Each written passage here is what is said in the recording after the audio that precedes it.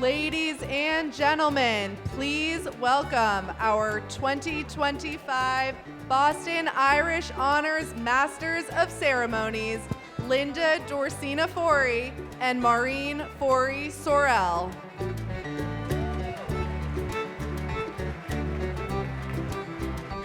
Hi, everybody. I am your co-host and Master of Ceremonies, Maureen Forey Sorrell. And what an honor it is to co-host with my sister-in-law, Linda Dorsina Forey. Linda, you're back in your old stomping grounds here in South Boston, where you were the state senator for how many years? I want to say 5 years. 5 years. All right. Give it up, y'all. Come on. Thanks, Maureen. And yes, it's great to be back in Southie. And this time, I'm hosting a lunch instead of a breakfast, right? St. Patrick's Day. And it's not my hometown, but it's a special place anyway for our family and for me personally. 2 of our children, Bill and I, where's my husband, Bill Forey's here, there he is over there. 2 of our sons, John and Connor, were baptized right around the corner at St. Augustine's Chapel. Yeah, that's right. And our grandmother, Eleanor Toomey Forey, was born just a few blocks away on Broadway, and she married our grandfather back in 1929 at Gate of Heaven Church. So we really are from Dorchester and South Boston, I guess, right? Yes, we are. You got it. I would say we really are, right? And we are grateful to all of you here and really the folks at Artists for Humanity for hosting us, especially on short notice. Give it up.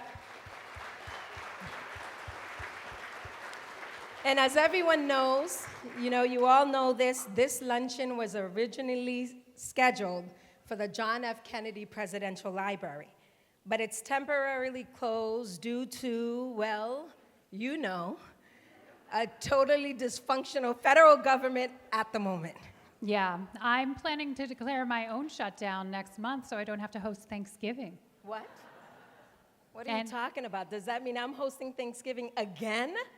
Yep. Okay. And Christmas. All right. Okay, we'll talk about that later. We have some time. But we're so grateful all of you all are here with us to celebrate here today.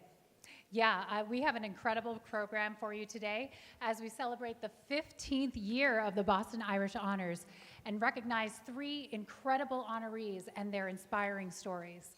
In just a few minutes, you'll hear from our wonderful co-chairs, John O'Hara and Regina Quinlan Doherty. But first, we would like to invite our dear friend, the Reverend Tom Kennedy, to open with a prayer.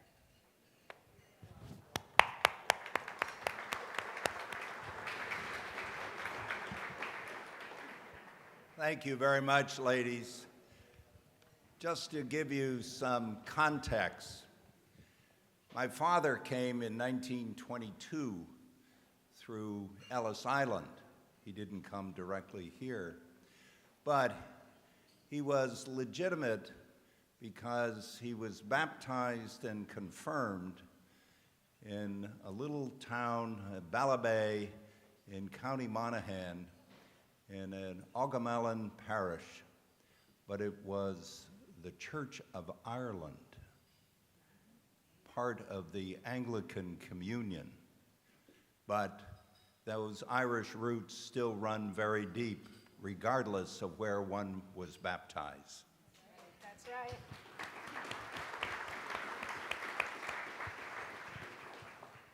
Let us pray.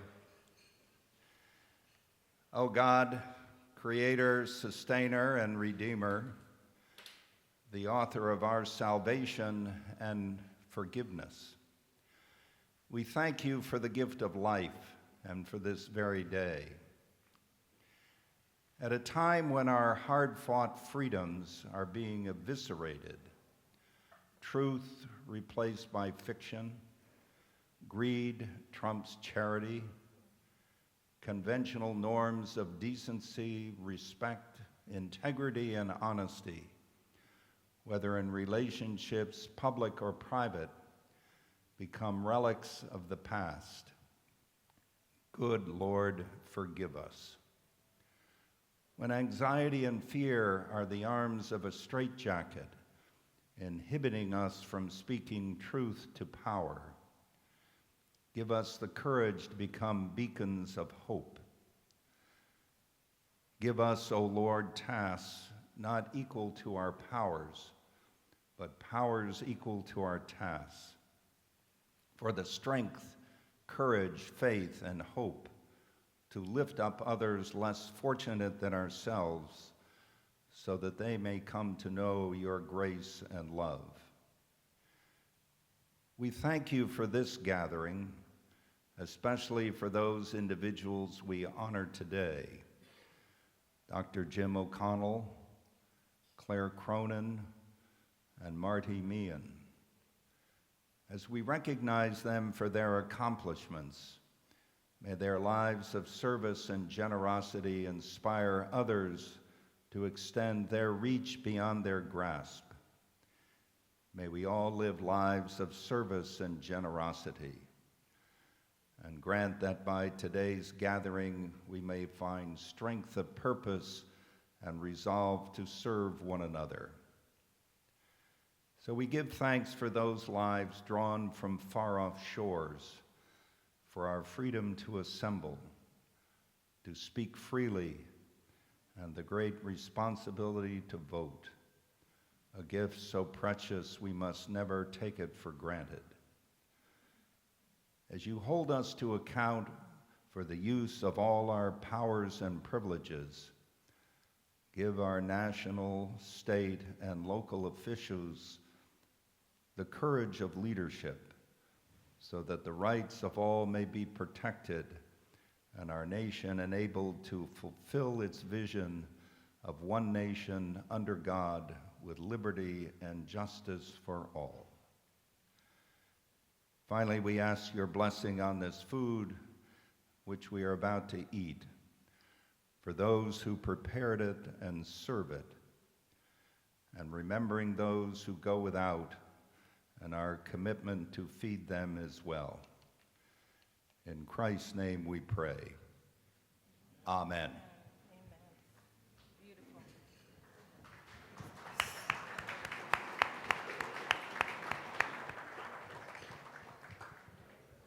Thank you, Reverend Kennedy.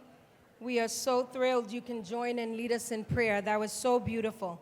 And now, as we invite all of your guests to begin eating your salad, which you've done, you're beginning, we ask you to please take a moment to hear from our event founder, my father-in-law, Ed Forey, with a few words about one of our dearest friends, Jack Thomas.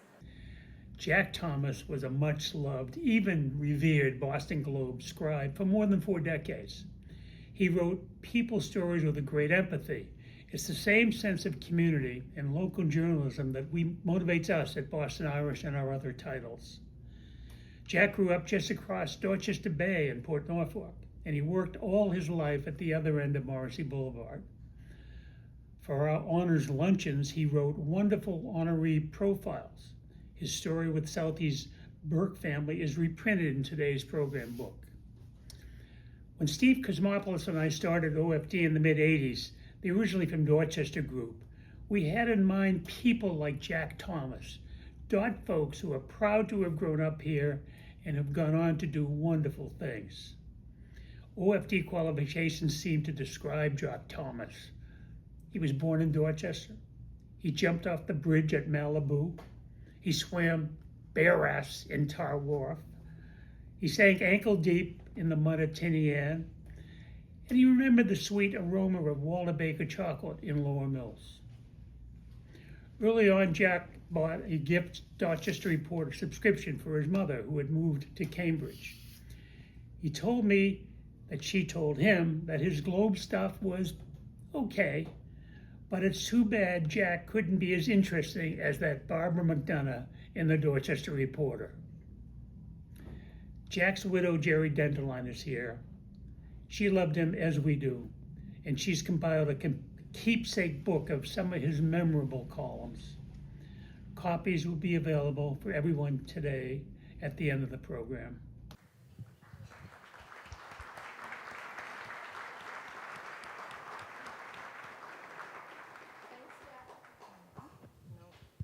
Thanks, Dad. We really miss Jack. He was a wonderful, kind person and we're so happy to have his partner, his wife, Jerry Dentaline, with us here today. Jerry has a limited copies of Jack's book, like Ed mentioned, as a gift for those who want to take one home. It's called A Life of Writing, and it includes highlights from Jack's extraordinary career as a journalist with the Boston Globe. Jerry will be signing a limited number of copies for our guests today during lunch. Thanks so much, Jerry. We love Jack, and we love you.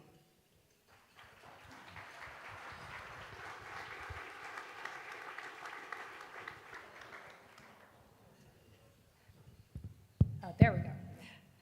That's right. Jack was and is very special to us at Boston Irish and the Reporter, and he was a big supporter of our work, often lending his own talents to this very event. There's really a quiet power in the printed word, something timeless that invites us to slow down and really connect. So I'd like to take just a moment to talk about the Forey Foundation for Community Journalism, which I am proud to lead.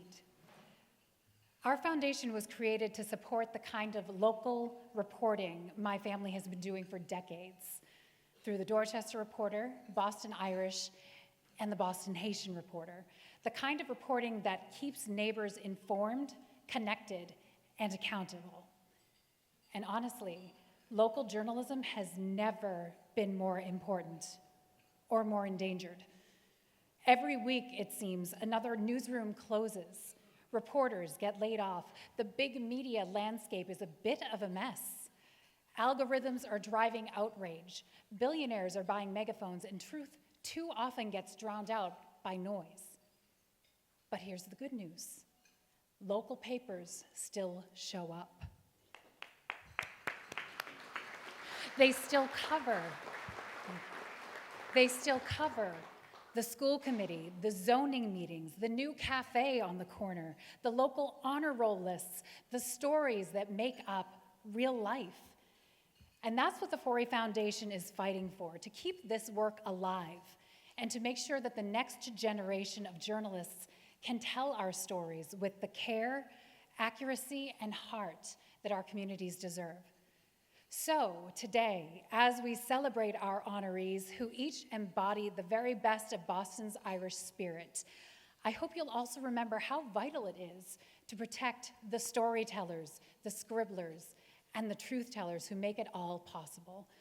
Because if we lose local journalism, we lose the heartbeat of our communities, and we are not going to let that happen. So, thank you for being here today and supporting us in our work. Good job.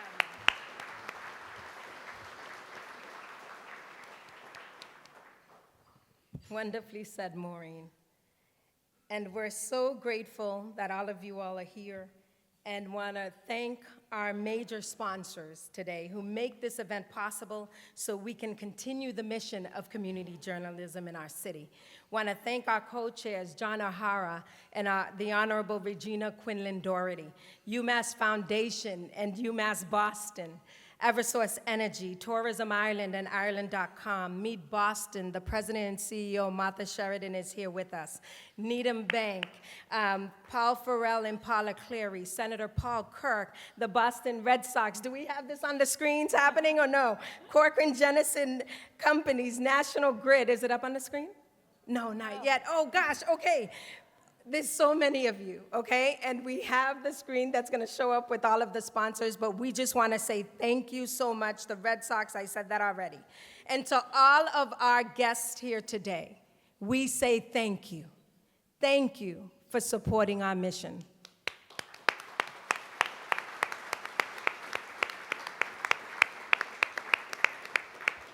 We want to thank Kathy Cosgrove, who's here from Aer Lingus. Please stand, Kathy. Where are you? You're here somewhere. Oh, there's Kathy. Okay, want to thank you. Again, this year we have a pair of tickets for the prize drawing. But oh, wow, Mo. Okay, breaking news. We just learned that Aer Lingus has launched the biggest ever transatlantic schedule for 2026, including a brand new route to Raleigh, Durham, and North Carolina, extended summer schedule that includes a third daily flight from Boston and JFK, New York, flights coming from the music city of Nashville and the motorsport hotspot of Indianapolis to take off to Dublin, and services from Orlando to Dublin will operate daily next summer. So congratulations, Aer Lingus, on creating 20 U.S. gateways to Ireland and Europe in 2026. That's right, and we also want to thank the Boston Red Sox for a prize drawing of 4 green monster tickets and pregame tour of Fenway. Thank you to the Red Sox. Please stand if you're here. Okay, well, thank you anyway. All right. Also this year, we have a Boston Harbor hotel package. It is a gift certificate for 2 people for a 2-night stay that includes breakfast and a $100 credit. And we want to say thank you to Stephen Johnson from the Boston Harbor Hotel. If you're here, please stand. I could really use a night away from the kids, so I might have to stuff the ballot box on that one. You can't. Okay. You can't. All right. So we have to make sure you all know that winners must be present to win. So if you haven't already entered your name, please see the folks at the check-in table. We'll be pulling the name at the end of the program, so make sure you don't leave. Now I want to give a special shout out to my father, Ed Forey, for his vision in creating this legacy event now in its 15th year. Together with our late mother, Mary Casey Forey, Ed began publishing the Boston Irish Reporter, now Boston Irish Magazine, 35 years ago. Dad was honored at this luncheon 3 years ago, and we have many past honorees here today, including our co-chair, Regina Quinlan Doherty, a member of the Boston Irish Hall of Honors 2024. And we'd like to now invite Regina and our co-chair, John O'Hara, to join us on the stage for brief remarks. Good afternoon. This is one of my favorite events. And it's a favorite event because it's a happy one. And last year when we had the ceremony and the luncheon, everybody was just exuberant and very happy. And in this day and age, we need something that makes us happy every day, if we can find it. And to have something like this that is a joyous event is worth its weight in gold, if you don't mind my saying gold.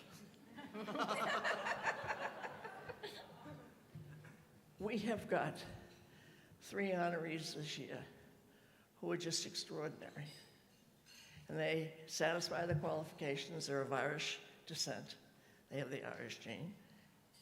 And they've done remarkable things in their life. And as I was reading about who was getting it and why, I was thinking of 2 things. There is a painting in Dublin by Jack Yeats. He's the brother of the poet, whom I like too. And it's a beautiful painting of 3 fishermen. And they're securing their boat and coming ashore. It's a powerful, powerful painting.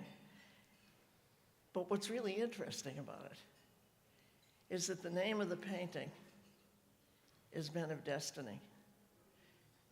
Men of Destiny, and I think we have 2 of them here today. There's another painting, and I'm not going to leave you out. I promise. And that's in the Parliament. And it's located on the stairway. And it's a painting of some 53 women. And each of those women was elected to serve in the Dáil in Ireland. And above them in the painting, which was amazing when you think about it, 53 women in one painting.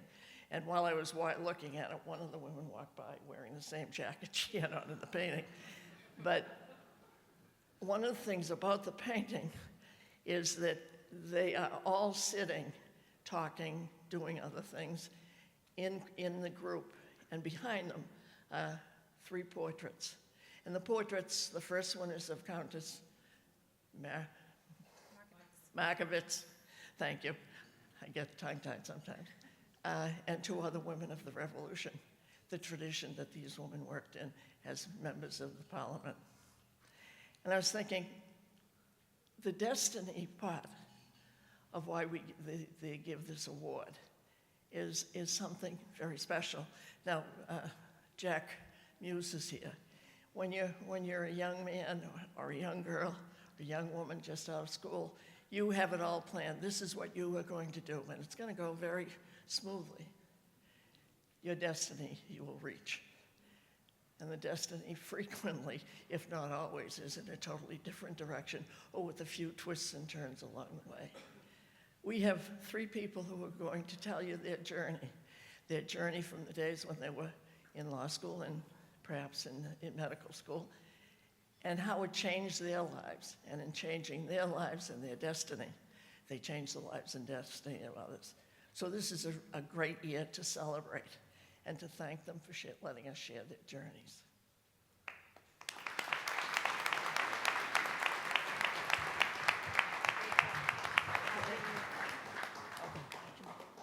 And I'm supposed to follow that.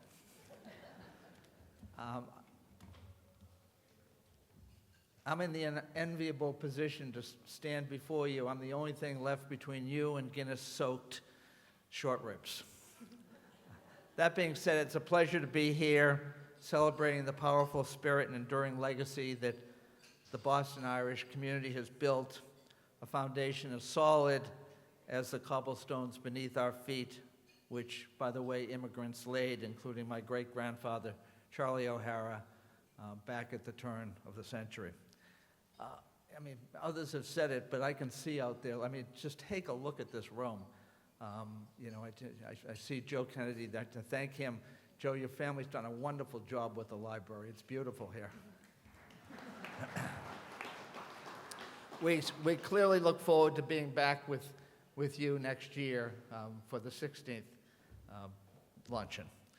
Speaking of legacy, take a moment, as many have done, just to honor the past honorees. Thank you for all you have done. Your contribution is profound. We thank you for leading the way, and others have done this, but my co-chair, honoree of last year, Regina Quinlan Doherty, you are Boston Irish.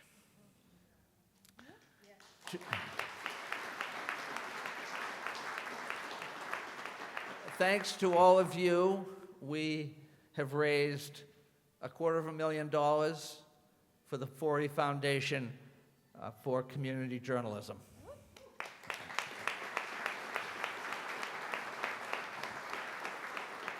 And there's too much of a politician in me to tell you that the phone lines are still open. Just as our honorees shine a light on justice and service, we need voices to keep the entire neighborhood informed, connected, and accountable. This is absolutely vital role of independent community journalism. We thank you for your support. So again, thank you for everything you do. And I turn it back over to Maureen and Linda. Thank you.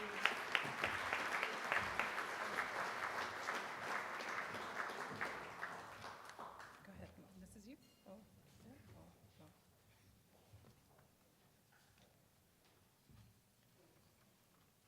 Give us one moment.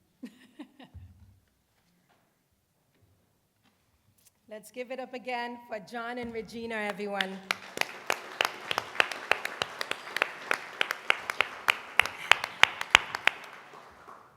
So this is a spirit of families, and right now I just want to honor and recognize, quick shout out, right, to our past honorees as the Boston Irish Hall of Honors. Shout out, we said, we have Bill and Anne Marie, Nora Kennedy, the Kennedy family's here. We have Mike Corcoran and the Corcoran family, and Garrity. We have the Brett family, Harry, Billy, and Jim. We have John Drew and family. We have Bob and Mary Scannell. We have Mary Swanton. We have Grace Carter Regan. We have someone who was honored last year. Bill is here. Bill Cleary's here as well, which is really exciting. And we just want to say thank you in recognizing all of you. You've been incredible, and we're so grateful for all of all that you've done. Want to recognize some elected officials. I believe the Speaker of the House, Ron Mariano, is here. City Council President Ruth C. Louis-Jean. Former Congressman, our good friend Joe Kennedy's here. Thank you, Joe, for being here.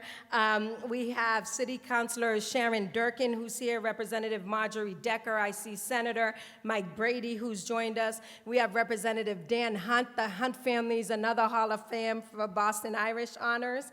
We have our mayor, our former mayor, Raymond Flynn, and Kathy, his wife. Thank you, Mayor Flynn, for being here with us. Thank you so much.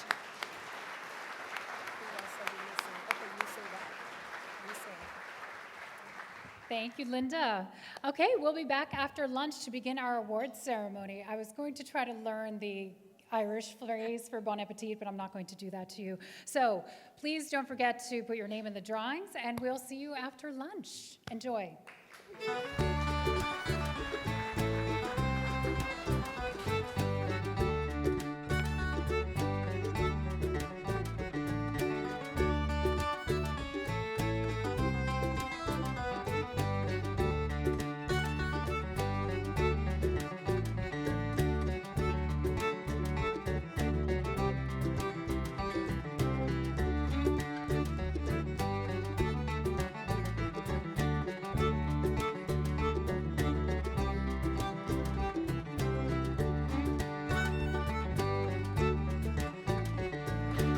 Hello, everyone.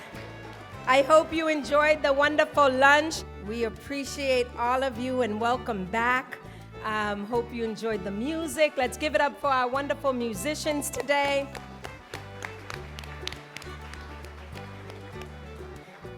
You know, there's a couple folks. So one of our past honorees is here as well that I did not have on the list, but he was my #1 coach and supporter, making the St. Patrick's Day breakfast funny.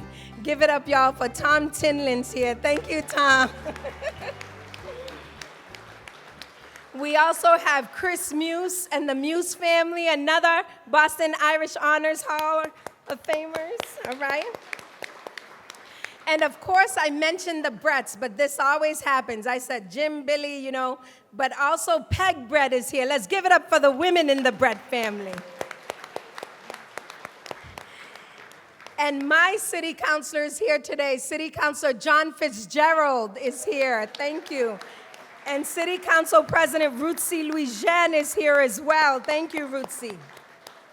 And I want to really thank Congressman Joe Kennedy, who was also, which I did not say, was also the U.S. Special Envoy to Northern Ireland. So thank you for your work. And I have to say this, Maureen, that makes 3 diplomats here today. Isn't that amazing? Right here at the Boston Irish Honors. Here we go. We have, including, of course, our U.S. Ambassador Claire Cronin, who you'll hear from shortly, and South Boston's very own, if you all remember, South Boston's very own Ray Flynn, who was the U.S. Ambassador to the Holy See in the Vatican. So thank you. And one more person we want to recognize is Consul General of Ireland, Sheila Fitzgerald. Thank you all for being here today. And another thank you to Tourism Ireland for their continued friendship and for connecting us all back to the island of Ireland. We'd like to share a quick campaign video from Tourism Ireland, so let's take a look.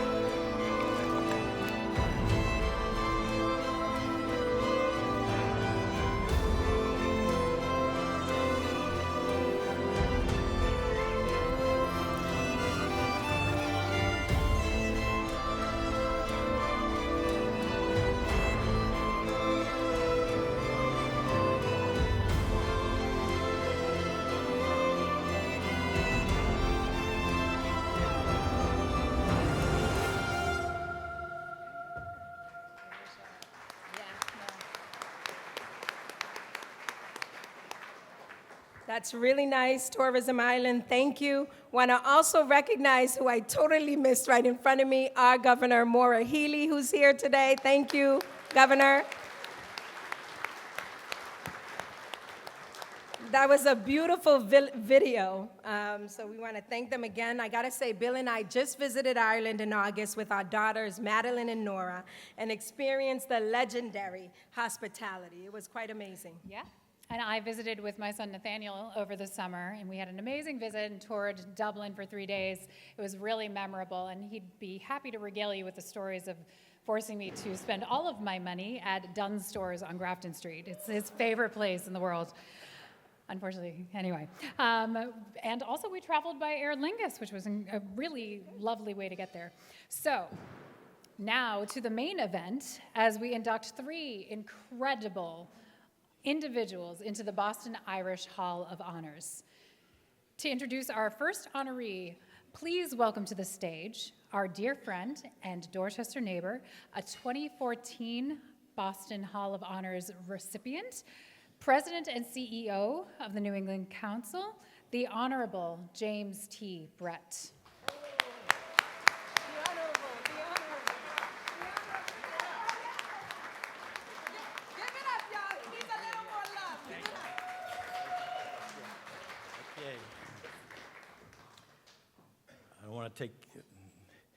I don't want them taking my couple of seconds away from that give it up, so I'm very conscious of the time here. First of all, thank you very much for allowing me to be here today to introduce a very special friend. But before I introduce my special friend, can I just acknowledge the presence of another special friend, and that is somebody that is the reason why I read the Boston Globe, Kevin Cullen. Kevin Cullen captures the heart and soul of so many of our neighbors here in the greater Boston area. So happy to hear him here. Stand up, Kevin. Okay. There's an old quip. It's better to be lucky than smart. And today, we're the lucky ones, and we're in the presence of one very smart man. Honoree Dr. Jim O'Connell, founder, president, physician at Boston Healthcare for the Homeless program. It's no secret that Jim genuinely possesses what we call, in a genteel society, a becoming modesty. But the praise that comes to him from all corners of the world, where he is often hailed as a saint, makes him cringe. When he asked me and countless others not to call him as a saint, I remind him of sobering words from another wise Irishman, Oscar Wilde. Every saint has a past, and every sinner a future. That said, Jim's past, whatever might be his mistakes, regrets, was also filled with remarkable luck and sheer brilliance. Unexpected events come along with them the wisdom to build a newer, better life from and through them. For Jim, that opportunity came from a chance encounter a few years after completing his studies at the University of Cambridge, where his distinguished academic gifts, graduating summa cum laude from the University of Notre Dame, has earned him a coveted fellowship in theology and philosophy. Returning for a reunion with a Cambridge roommate, he came upon a motorcyclist who had an accident and was in medical distress. Jim wished in that moment he had the skills to treat the roadside patient. He took his frustration and turned it into a life-changing epiphany.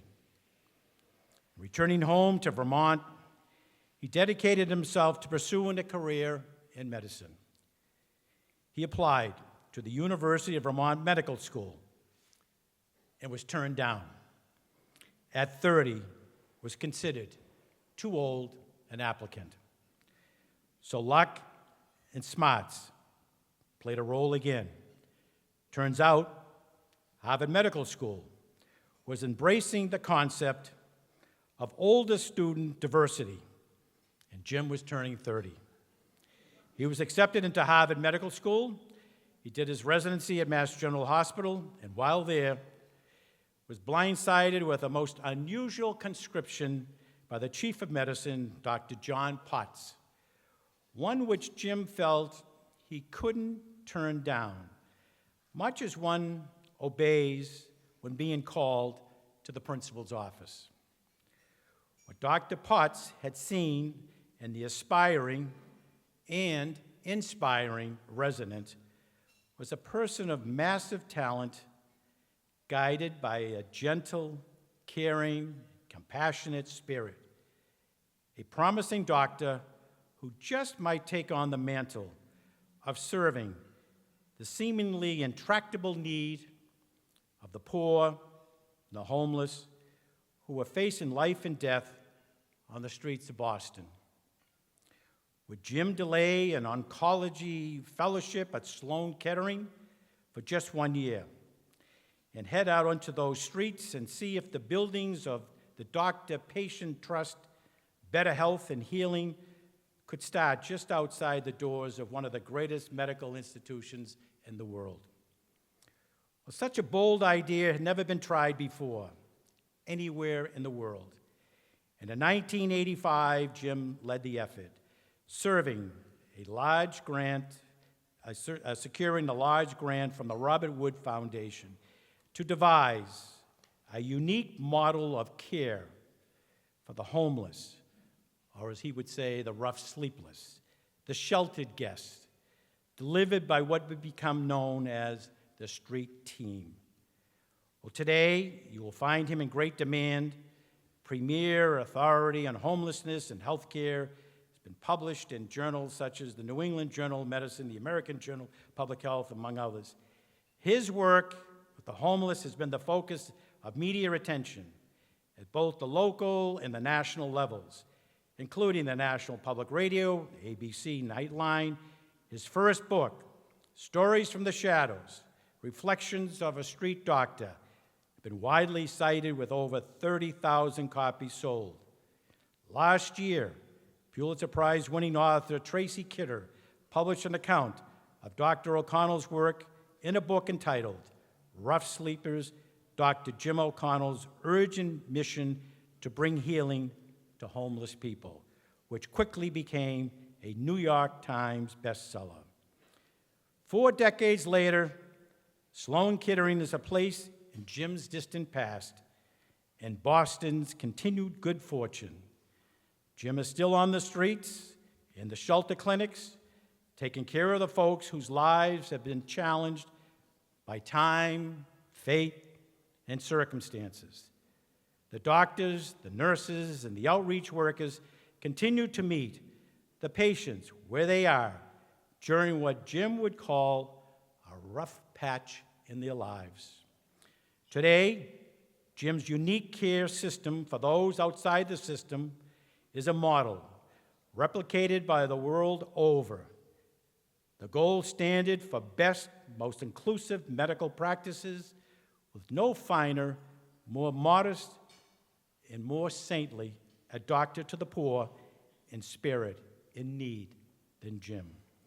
Yes, sometimes luck does play a role in determining what path one will take, but it takes a mind and a heart that is smart, attentive, and attuned enough to answer the call.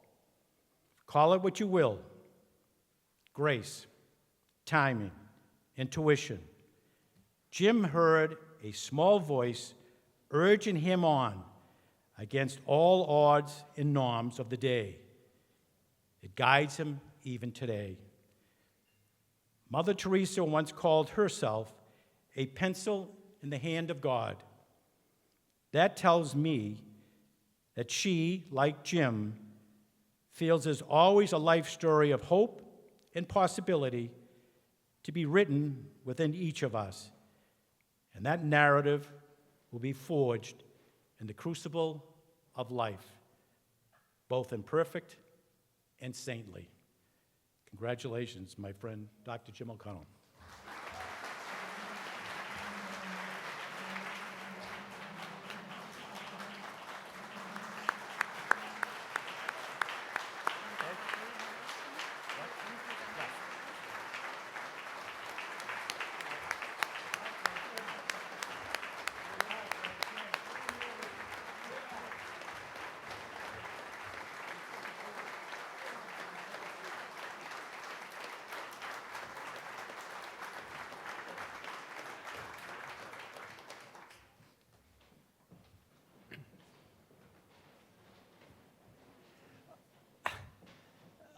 So thank you, Jim. I've actually been dreading that introduction for the last week because you never know what he was. There were a lot of things he did not talk about. Listen, I'm totally thrilled to be here, and thank you all for being. I feel like a fish out of water. But I did want to tell you, that this has made me rethink, so many of my Irish roots and what people went through to get to places where I could do what I'm doing. So there's a story that I wanted to tell you really quickly, because I have all of like a minute, of my grandfather, okay? And I grew up in Newport, Rhode Island. I did not grow up in Vermont. I was in Rhode Island. And I was a lifeguard for years and a bartender. I have lots of skin cancers to prove that. And my grandfather, when I was very young, used to come and take me when I was 5 and 6 and 7 years old. My mother was quite sick. And he would take me to the Newport Country Club, where he had been a caddy. He was an Irish kid. He'd come over. My ancestors all came over during the famine right to Newport. They mostly did potato farming and taking care of mansions. And he was a caddy at the country club, but he was a really good golfer and became the pro at the Newport Country Club. So he used to pick me up in the morning, and I would go with him early. He made his money by making clubs, because there wasn't much money in those days. And I had a set of golf clubs about this big when I was 5 years old. And he remembered that I was a pretty good golfer. I have no memory of that. But I got to sit in the caddy shack with all these kids, and it was just a great time. The two stories to share with them is, every summer you may remember that President Eisenhower used to come to Newport and spend 2 weeks at the Summer White House, which was a little house in Fort Adams, and he would golf for 2 weeks. He didn't want anybody around. He golfed for 2 weeks with my grandfather. So I used to hang out. First time I ever saw guns were the guns and the 2 Secret Service people who carried golf bags that had guns sticking out. And he was just a quiet, nice guy, and I think President Eisenhower loved that. There was no fanfare, and he's just a normal guy. But anyway, frame shifted a little bit. My grandfather, when I was 5 years old, picked me up one day, and he said, "We got to go to St. Mary's Church. We got to stand outside." So my claim to fame in this world is I stood outside with my grandfather, as Joe's here, as John Kennedy and Jacqueline, who spent her summers in Newport, got married at St. Mary's Church. So I was there. The only other event I've ever been at was when Dylan went electric, and that's another story, okay? But my grandfather was actually transfixed by this amazingly bright, handsome Irish kid breaking into a world that he could never break into. And the end of that story was when he retired after 50 years as a golf pro, and told me one day before he died, he was never once allowed in the clubhouse. And that hit me, I never caught that. I was just one level beyond what people went through. And then I started thinking of all the struggles that so many of our ancestors have done so that we could do what we're doing.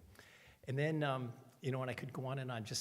I have to say thank you. There's too many people to thank, but I know Mayor Flynn is here, and my whole career is because Mayor Flynn got this grant and then let us go. And I can't tell you how many nights I would get a phone call from the mayor saying, "Hey, it's 10 o'clock, we got to go out and do something out on." I remember riding actually on the street sweepers with Mayor Flynn, looking for people who were outside. So to Mayor Flynn, since I rarely get a chance to say that publicly, thank you.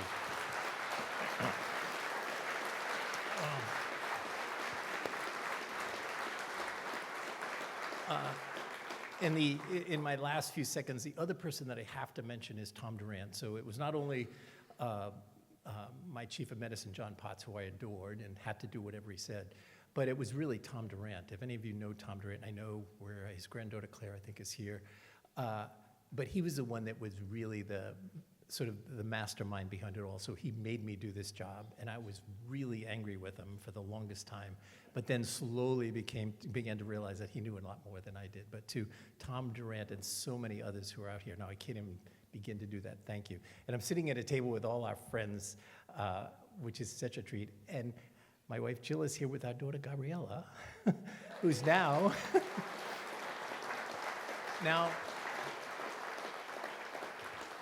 Gabriella's in 6th grade at St. Columkill, and I realized there's an Irish saint for you. Okay. I was going to end. I was trying to think of as Jim Brett, who has been my neighbor and just a huge support to all of us in our program. He found some quotes, but I had been reading the other day. There's a great poem by Yeats when he's wandering through a gallery and he's looking at all the old things of people that have made him what he was. And then it ends with this really interesting thing, which if I could do it, tell you, it's the very end. It was, think where men's glory most begins and ends. And say, my glory was I had such friends. And if there's anything that really gets to the core, it's having such friends. And that's what we get to do what we do. So thank you so much. This is such an honor. I'm totally embarrassed, and really thank you, okay?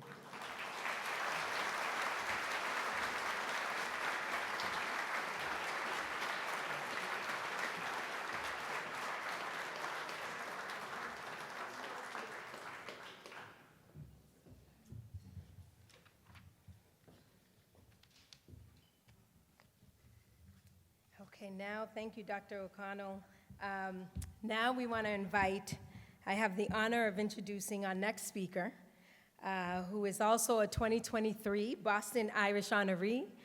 We are so fortunate to have with us today someone who is truly a dedicated public servant and a leader for this Commonwealth, who is fighting on our behalf.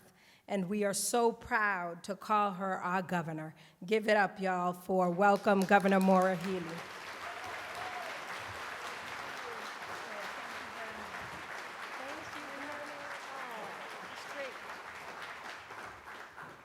Well, thank you so much, Maureen. Thank you, Linda. Thanks to Linda and Ed and Bill and the entire Forey clan for putting this on, all the chairs, host committee members. It's great to be here and great to be back. Thank you for the opportunity.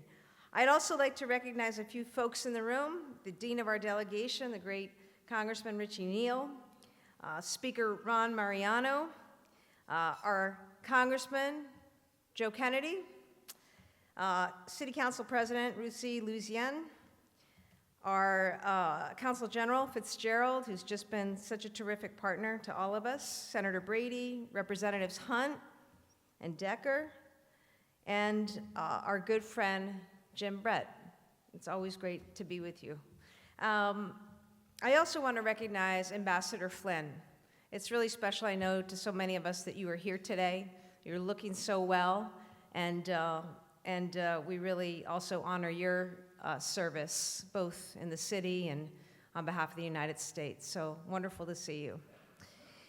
Let me also begin by acknowledging, I'm here to talk about one very, very special person, but I also want to congratulate and acknowledge President Marty Meehan and Dr. Jim O'Connell, two truly great men who represent the very best of what Massachusetts is about, the very best of what being an Irish American person is all about. And we thank you for your many, many contributions, both of you. And Jim, your humility is really something for all of us to take note of. And your selflessness and service is really, really inspiring, and also, I think, a call to action in this time. So thank you, Jim, and we look forward to hearing from Marty in just a little bit. I have the honor of introducing a truly historic leader, a friend to so many of us, a mentor to me, and somebody who has represented our state and our country in the finest fashion, and that is Ambassador Claire Cronin.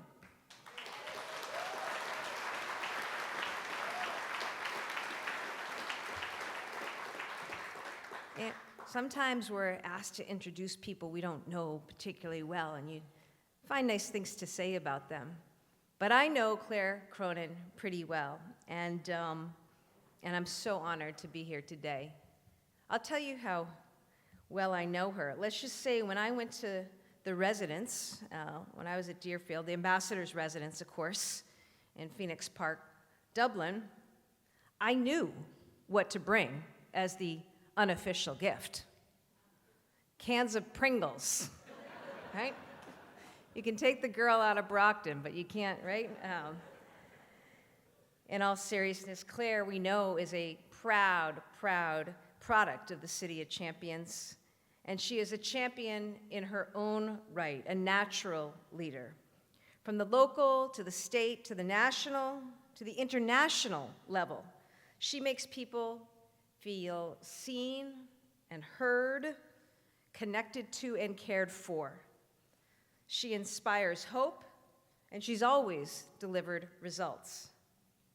Now, maybe that's because she's the granddaughter of Irish immigrants, right? That's probably a lot of it. She was raised, therefore, we know, with the values of hard work, of taking care of each other, of solving problems, working together as a neighborhood, as a community. You know, she then went on to become a lawyer and one of Massachusetts' top practitioners in mediation and arbitration, which might have been pretty good preparation, if not for the State House, then certainly for the diplomatic corps. She also knocked down a few glass ceilings in her time. Claire Cronin is the first woman to serve as the majority leader of the Massachusetts House, and she was the first woman to chair the important Judiciary Committee. And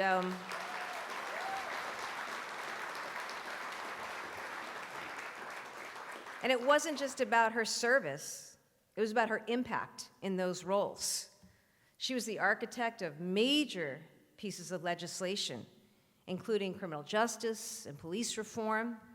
She led on veteran services, education funding, mental health, addiction, protections for victims of domestic violence, and civil rights. And as Attorney General, I had the privilege of working with her on many of these issues. And now as governor, I get to say Massachusetts is #1 in education and innovation and healthcare. We're ranked one of the safest states in the country, and so much of that is attributable to Claire. She deserves as much credit as any elected official in our recent history for all of those accomplishments.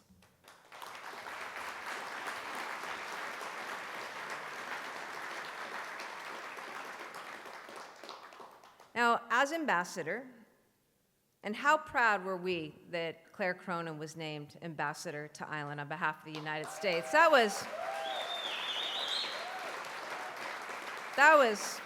just such a cool announcement, because it was the identification and the appointment of somebody who truly represents good and who's about doing good. Didn't matter how much money she raised or contributed. That wasn't what it was about for Claire. There was a recognition by President Biden of the good of Claire Cronin and how special she is as a person.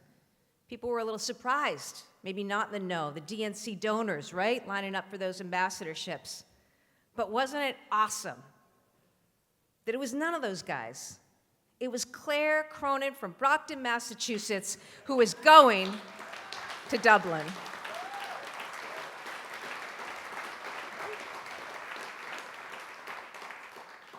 Now, as ambassador, she made a point of traveling all over Ireland to meet people. She was a strong voice for America's support of the Good Friday Agreement and the peace that it won. The strong foundation that she established paved the way for President Biden's historic visit to Ireland. She also made possible my first international trip as governor. With Claire's support, we connected, Marty was there, Massachusetts universities, startups, businesses to their Irish counterparts, and we forged new partnerships thanks to the ambassador. We sparked and increased our trade and our transatlantic investment. And those efforts redound to the benefit of the Commonwealth to this very day, thanks to Claire.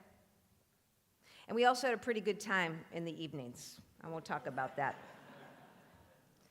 You know, you can tell a lot about a person by how those closest to her respond and react. I'm not talking about family. I'm talking about the people we work with. And I can tell you, I sat in the back of the detail's car as we drove from the residence downtown. And the ambassador got out, and I had an opportunity to talk to the detail officers. And I could tell how much love, genuine love and care they had for their new ambassador.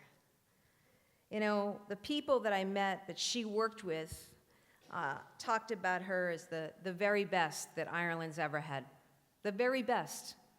And she made a huge and lasting impact and such an amazing impression.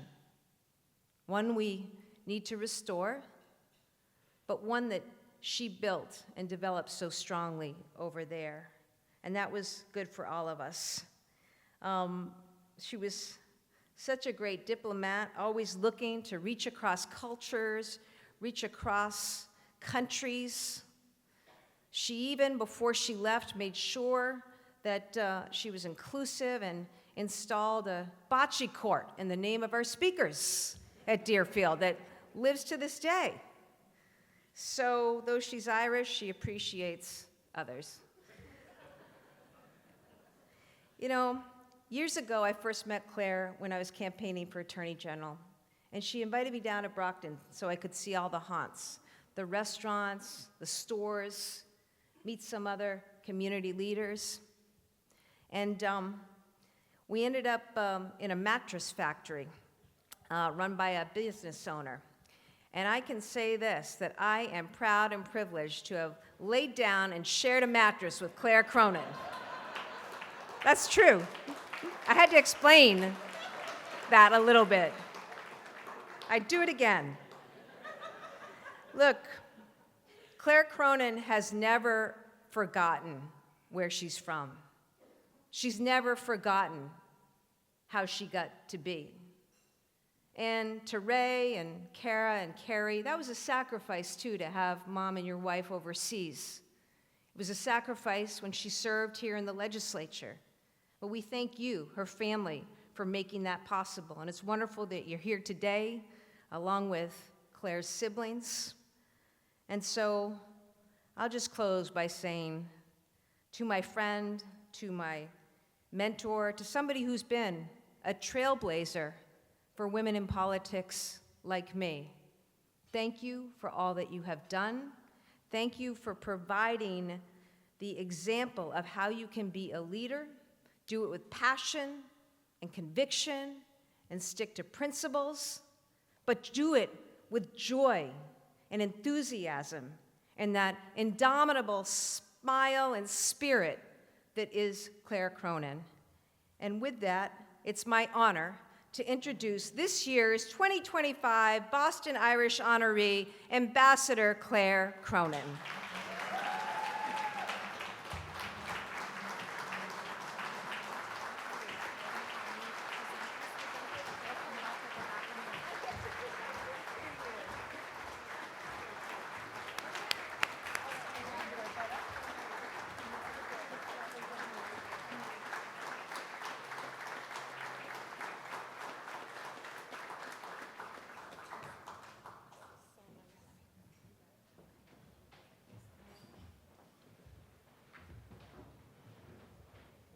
I should probably quit while I'm ahead.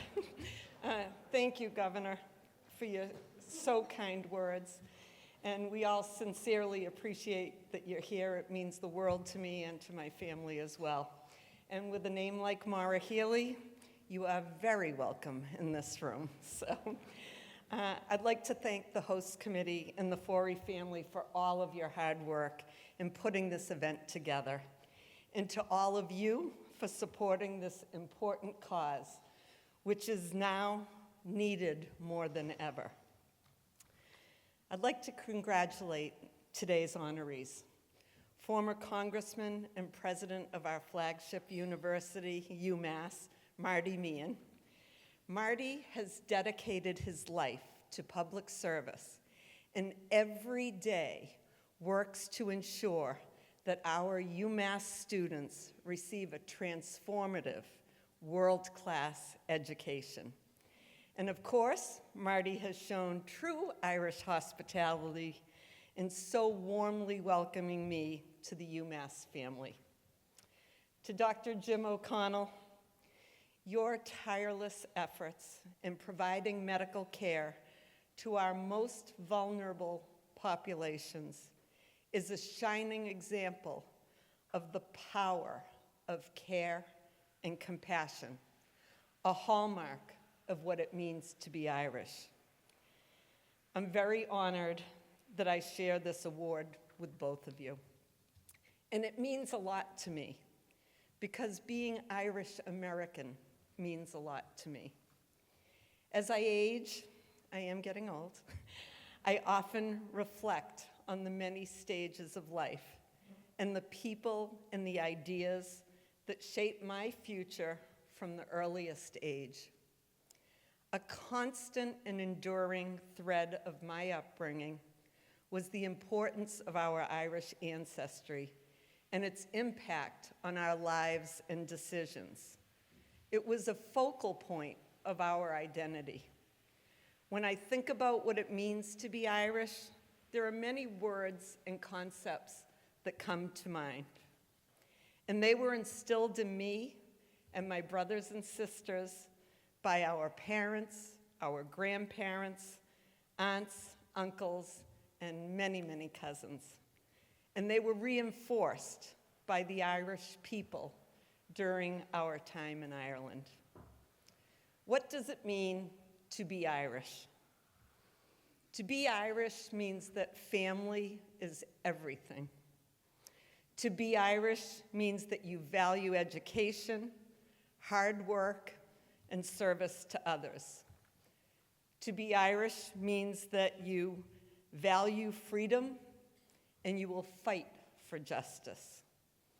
To be Irish means that you are compassionate and empathetic and that you feel the pain of others in the same way you feel your own pain. To be Irish means that you are resilient and that you will always fight for and root for the underdog. And of course, to be Irish means that you appreciate literature, that you love sports, that you love music, and a good laugh. You love the crack, and you all know what that means. I think I was born with the luck of the Irish, because we were born into a large and loving family. We grew up with parents that loved each other and loved us. We were lucky enough to grow up with a family all around us. Grandparents across the street, cousins next door, cousins down the road. Christmases, holidays, and summers shared with our extended family. Lots of food, lots of singing, and endless laughter. We embraced Irish culture and traditions. We grew up with stories of the Easter Rising. We knew that Kilmainham Jail was not just a tourist spot. It is sacred ground. We understood the accomplishments of Michael Collins and Eamon de Valera in the same way we understood the accomplishments of President Kennedy. We celebrated the Good Friday Agreement and peace in Northern Ireland. And today, we are passing it on to the next generation. My husband, Ray, and I are blessed to be the parents of 2 daughters, Kara and Kerry, and we have now welcomed our wonderful son-in-law, Andrew, to our family. And they have embraced Irish culture in a way that I am sure would delight our ancestors and makes Ray and I happy and so proud. Along with our family and many dear friends, they were able to experience a new Ireland, an Ireland that has an economy to be envied, outstanding education, research, and innovation, all while still maintaining its stunning natural beauty, traditions, and core beliefs. A place that becomes part of your soul. And so, I close with a question and a challenge. What does it mean to be Irish to you? The challenge today is to find the Irish in you. Hug your family, fight for justice, freedom, and democracy. Be compassionate and empathetic, and keep rooting for the underdog. Thank you.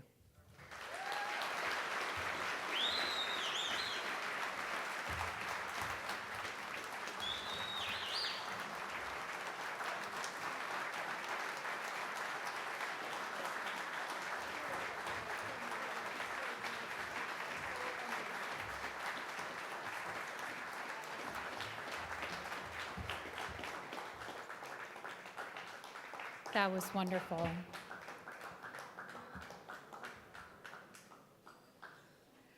And now, to introduce our next honoree, please welcome our next speaker, Rory Amahani. Rory is the Associate Vice Chancellor for Sustainability and Energy at UMass Lowell.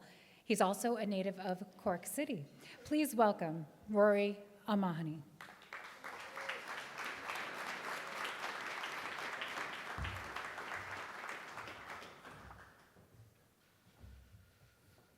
Oh, it's a tough act to follow.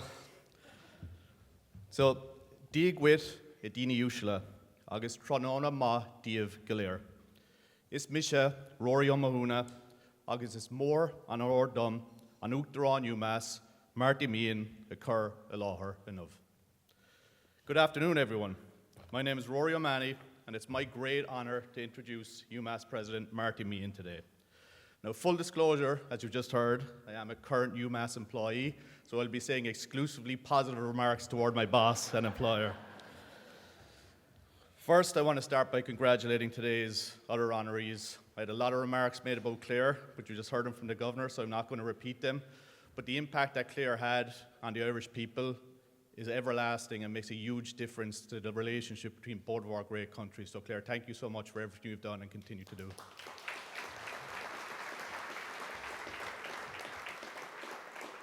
Secondly, Jim O'Connell, just an unbelievable record. Thank you for everything, Jim. Although I do have one complaint. Jim is not a UMass employee and has technically blocked UMass from taking a clean sweep of awardees this afternoon. Jim, Claire, Cogordagus, Harish. So when President Meehan asked me to introduce him, he warned me multiple times that I only had 3 minutes, although I see no one else is sticking to that, so maybe I'll go on a bit longer. Really, not enough time to summarize all that Marty has accomplished. So instead, I want to talk about the first time that I met Marty, because I really believe it highlights the type of leader that he is and why he's so deserving of today's recognition. So cast your mind back about a decade, actually well more than a decade. I was just an Irish kid working at UMass Lowell. As a recent immigrant, I was not as au fait with American holidays, so I started there the week of July 4th. It was an effective ghost town. On my second day, I was in line at Starbucks. I ordered a coffee, and a voice beside me said, "Where are you from?" "Ireland," I responded. "I know that, you dummy. What part of Cork are you from?" Of course, that person was then Chancellor at UMass Lowell, Martin T. Meehan. So I got to talk to Marty. I told him I was working on transportation and planning projects. The following week, and this is no exaggeration, I was on a flight to DC to meet with the Massachusetts congressional delegation, the United States Secretary of Transportation, and another great Irish American who was here today, former US Representative for Illinois' 12th Congressional District, Jerry Costello. Jerry, thank you for being here. I know it means a huge amount to Marty, and thank you for everything you've done for Ireland and Irish American affairs.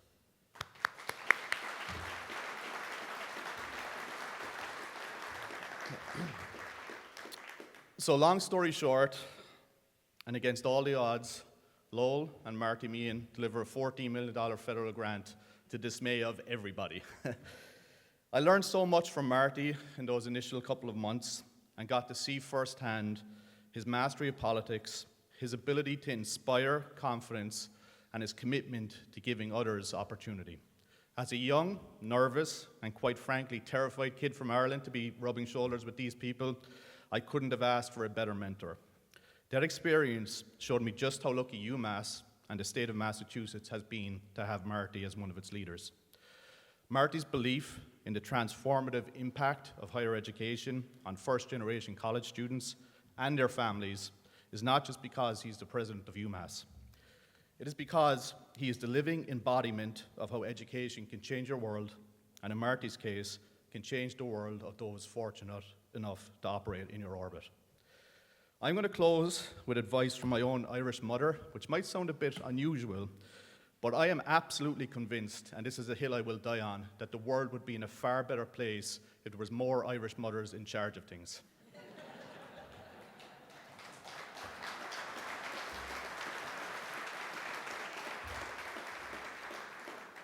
So when I started working for Marty, I used to call my mom back home in Cork and complain about being tired, stressed, and overworked. And anyone here from UMass I know is familiar with this. Like a true Irish mother, her response was, "Rory, are you capable of doing the work?" "Yes, Mom." "Is anyone else going to do it for you?" "No, Mom." "Well, just feckin' get on with it."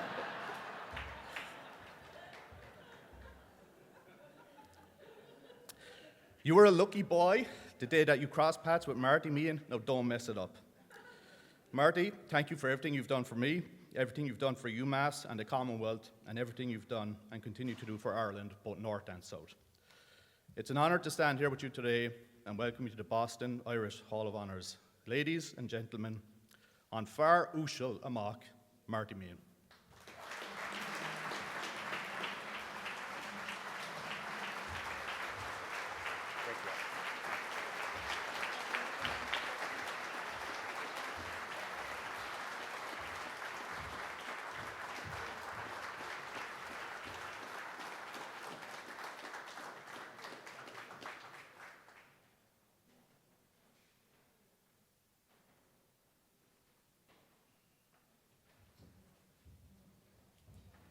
Let me clean up after myself.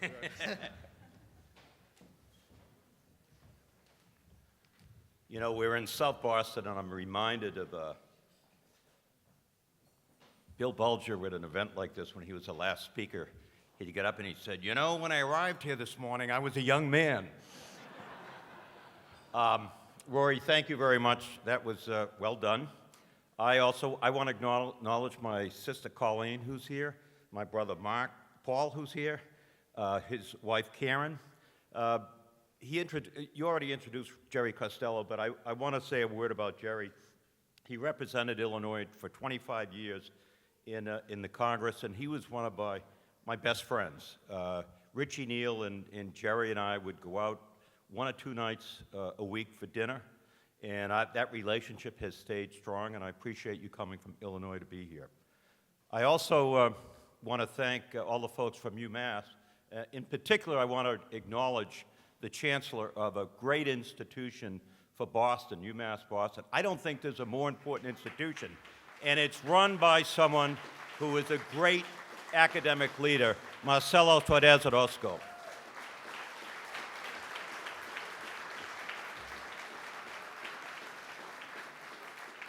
So, Brockton, I grew up in Lowell, and Lowell was always an immigrant city. My grandparents immigrated to the United States from Ireland. My grandmother spoke Irish in the house. On the wall was a photograph of her first cousin, a guy named Thomas Ashe, who was a great hero in the Easter Uprising. And he was the first person to die in Mountjoy Jail from a forced hunger strike, forced feeding. So I resonate, and I won't repeat all of what Claire said, but I want to congratulate Claire for your outstanding service. I started going to Ireland in 1993 when I got elected to Congress. With Jerry, I joined a group of Irish supporters of Ireland, peace in Ireland, and I know a lot of ambassadors to Ireland because I've kept going there and I've continued. You have been a fabulous ambassador, and trust me, I've seen all of them. Thank you for your service. Dr. Jim O'Connell is legendary, and I'll tell you, everything that Jim Brett said, he could have gone for another hour. Thank you for all you do. Your Irishness shows in your dedication to the underdog, to the homeless, and people in need, and we all appreciate the outstanding, extraordinary work that you do. So Lowell was an immigrant.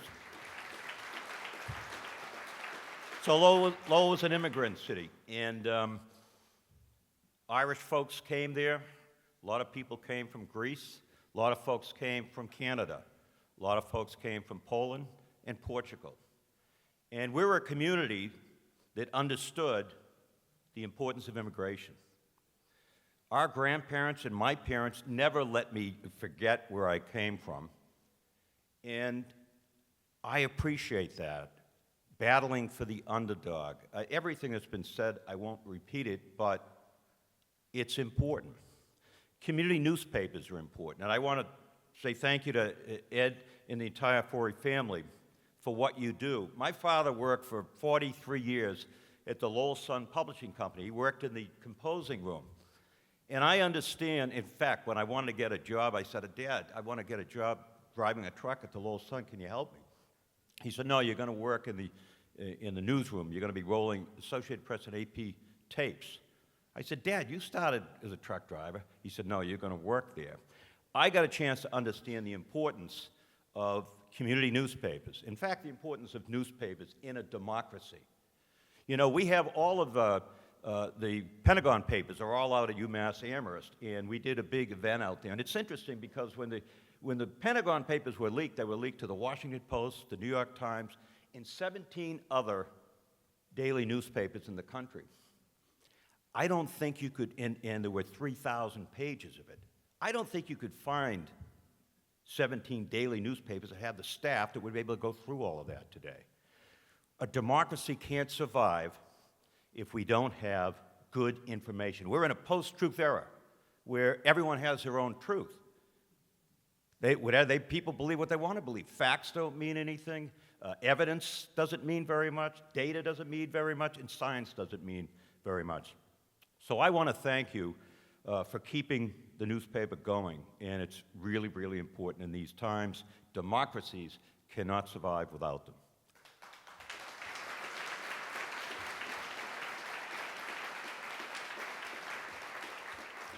So I'm going to close, but I know that last year, the former president of the University of Massachusetts, he sang a song. Now, I'm not going to sing a song.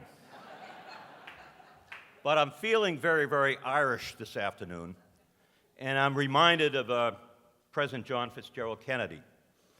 And the summer before he died, he took a trip to his ancestral home in Ireland. And he gave a speech to the Irish Dáil. And it was a speech about Irish immigrants coming to the United States. But like so many of the speeches of Jack Kennedy, they're as relevant today as they were then. And I'm going to give you a portion of his speech, and it's not just reflective of Irish immigrants, it's reflective of all immigrants who come to the United States, who aren't being treated very well today. But his words are important, and this is what he said. They came to our shores in a mixture of hope and agony. And I would not underestimate the difficulties of their course once they arrived in the United States. They left behind hearts, fields, and a nation yearning to be free. There is little wonder why James Joyce once described the Atlantic as a bowl of bitter tears. And an earlier poet wrote, they are going, going, going, and we cannot bid them stay. Thank you.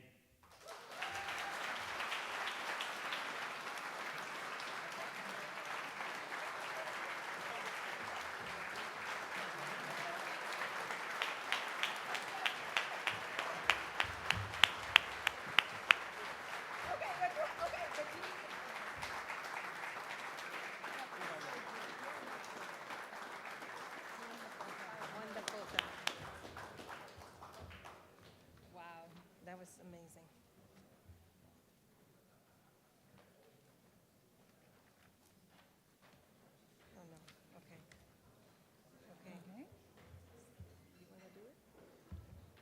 Okay, let's give a round of applause for our 2025 Boston Irish Hall of Honors, Dr. Jim O'Connell, Ambassador Claire Cronin, and UMass President Marty Meehan.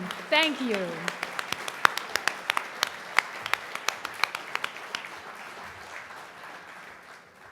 We would also like to thank the amazing team from Conventures, led by Dusty Rhodes, Rachel Patton, and Kara Willison for their hard work to make this event a success. Thanks, Dusty, Rachel, and Kara, and the whole team.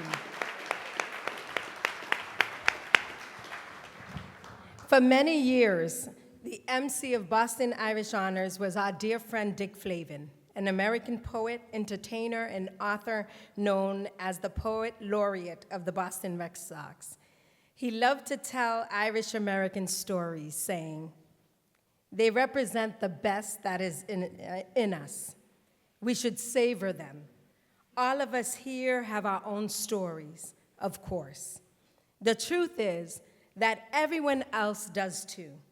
But we Irish like to think we have a corner on the market. All of our stories bear telling and retelling, perhaps with a dish of blarney thrown into the mix, not so as to distort them, understand, but enough to enhance the flavor. After all, even the tastiest Irish story is best served with a bit of garnish." And the spirit of Boston Irish Honors, I apologize. We are thrilled to have you all here today. And as a gesture, we do have a gift for you as you leave. But first, it is drawing time. Rachel, thank you very much. All right. The first one is Red Sox. First one is the Red Sox. I'll hold the bag for you. Linda will hold the bag. Okay, so this is what you're gonna get as a gift to go home, okay? It's collapsible, and you open it up, and look it's a nice, bag. Sustainability. We're all about it. Okay, all right. For the Red Sox prize, you know what? That's my husband. I'm sorry, babe, you can't have it. Erin!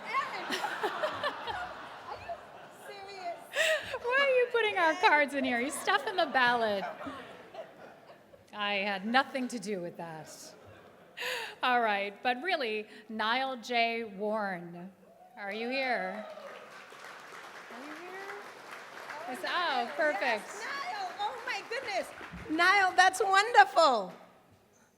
All right. Yes, this is the Red Sox draw, We'll get you afterwards. Okay, good. Okay, and now, are you going to draw this one, Linda, or shall I? Okay, no, you can. Okay. This is the Aer Lingus. Remember, it's 2 people, 2 tickets to Ireland. Okay, here we go. Aer Lingus, should I say it again?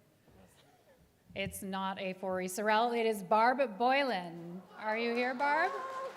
All right. Yes. Oh my goodness.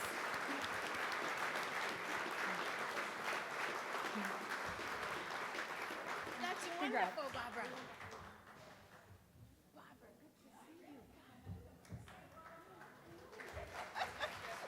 All right. Fantastic. And now the prize for the Boston Harbor Hotel package, Father John Predmore. Yes! All right.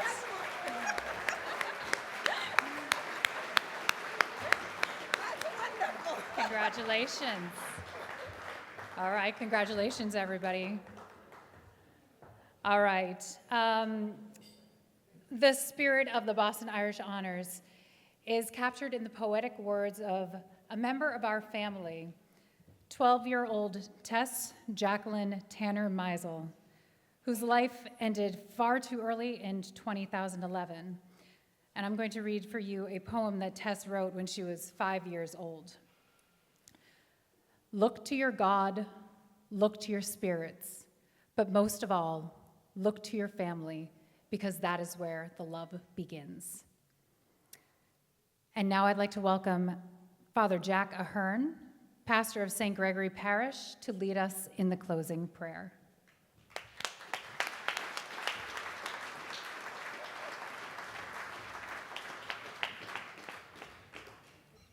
And Ed Forey's given me 30 seconds or less. So let us pray. Lord God, love us all. The beauty of this day has been made more glorious by this gathering this afternoon. it is good for us to be here. Today we have celebrated all that is Irish, and we have acknowledged the special lifetime achievements of individuals who exemplify the very best of our Irish values, legacies, and traditions.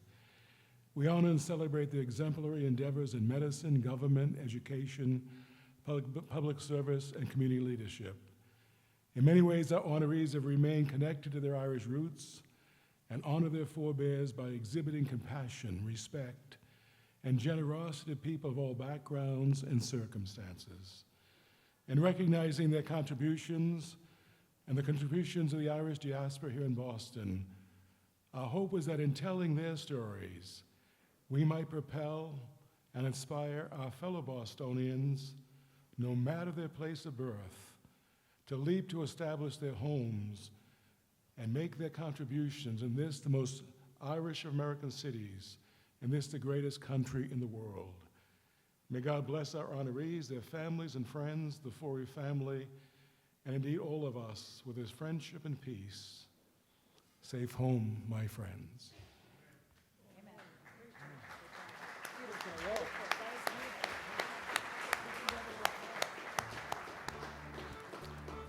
All right. Thank you, everyone, for coming out today. The honorees are asked to hang back with us for some group photos with your family members. Linda? Very good. Okay. I hope you all enjoyed this afternoon. Incredible time to elevate incredible folks who have contributed to our wonderful state.